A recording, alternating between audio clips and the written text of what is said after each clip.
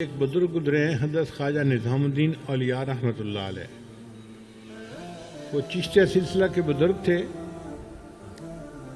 اور ان کے ہاں محفل سماع ہوتی تھی. جیسے ہمارے ہاں مراقبہ ہوتا ہے، ان کے ہاں اشعار پڑھے جاتے تھے، اس کو محفل سماع کہا جاتا تھا. آج کل کی قوالی نہیں تھی. آج کل کی قوالی میں تو ساز ہوتا ہے اور گانے کو اسلامی رنگ دے دیا جاتا ہے. وہ اچھی آواز کے ساتھ اللہ کی محبت میں، نبی علیہ السلام کی محبت میں اشعار پڑھتے تھے، اس کو محفل سماع کہا جاتا تھا. تو حضرت خواجہ نظام الدین اولیاء رحمۃ اللہ علیہ کبھی کبھی وہ مجلس منعقد کرواتے تھے. حکومت کی طرف سے ایک بڑے عالم تھے، قاضی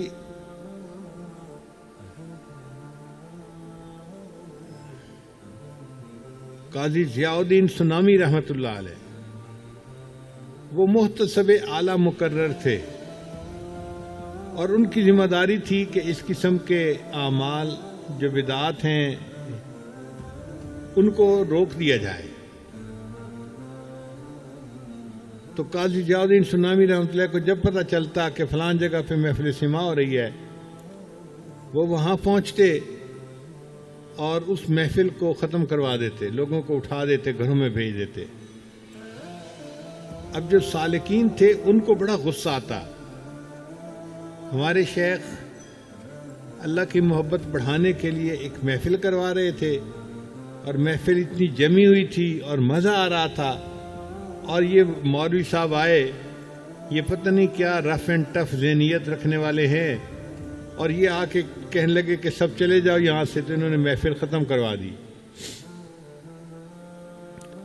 تو ان کی طبیعتوں میں اور ان کے مریدین کی طبیعتوں میں غصہ تھا قاضی صاحب کے بارے میں، مگر چونکہ قانون قاضی صاحب کے ساتھ تھا تو وہ آگے سے بات کچھ نہیں کر سکتے تھے. اللہ کی شان دیکھیں کہ قاضی ضیاء الدین سنامی رحمۃ اللہ بیمار ہو گئے. کوئی ہم جیسا ہوتا تو خوشیاں مناتا.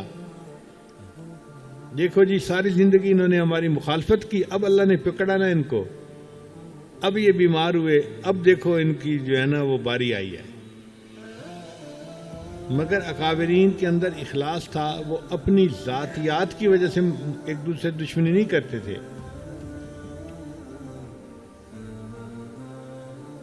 حضرت خواجہ نظام الدین اولیاء رحمۃ اللہ کو پتہ چلا کہ قاضی صاحب بیمار ہو گئے ہیں اور بیماری جو ہے وہ زیادہ خطرناک ہے، تو وہ چلے کہ میں جا کے ان کی عیادت کرتا ہوں، بیمار پرسی کرتا ہوں. دروازے پر پہنچے اور انہوں نے دروازہ کھٹکھٹایا. اندر سے قاضی ضیاء الدین سنامی رحمۃ اللہ کا ایک خادم تھا، اس نے آ کے دروازہ کھولا، دیکھا کہ نظام الدین اولیاء رحمۃ اللہ کھڑے ہیں. پوچھا کیسے آئے؟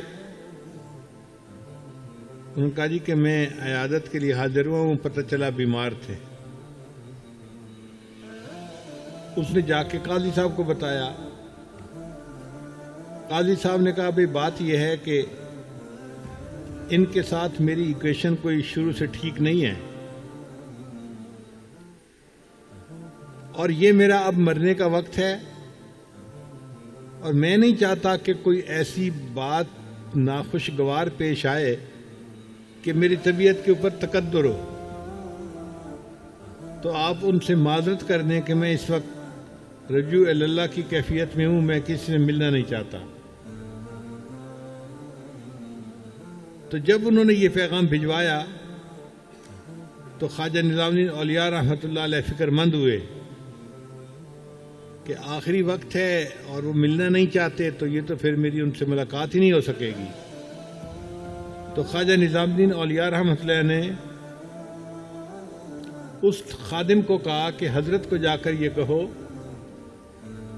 کہ ایک بندہ اپنے عمل پر توبہ کرنے کی نیت سے آپ کے پاس آیا ہے، آپ اس کو موقع دے دیں، وہ آپ کے سامنے آ کے توبہ کر لے۔ اب جب یہ پیغام قاضی صاحب کے سامنے گیا تو قاضی صاحب نے فوراً اٹھ کر اپنے سر سے عمامہ اتارا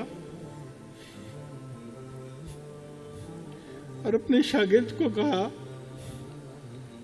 میرے بستر سے لے کے گھر کے دروازے تک یہ میرا عمامہ بچھا دو، اور خواجہ صاحب سے کہو کہ وہ جوتوں کے ساتھ چلتے ہوئے اس عمامے پر میرے پاس آئے، کیونکہ ان کے ساتھ جو میری مخالفت تھی وہ اللہ کے لیے تھی، وہ اپنی ذاتی اغراض نہیں تھی۔ اگر وہ توبہ کی نیت سے آئے ہیں تو میں ان کو قبول کرنے کے لیے تیار ہوں۔ تو ہمارے اکابر اپنے اعمال میں اس قدر اخلاص کا خیال رکھا کرتے تھے۔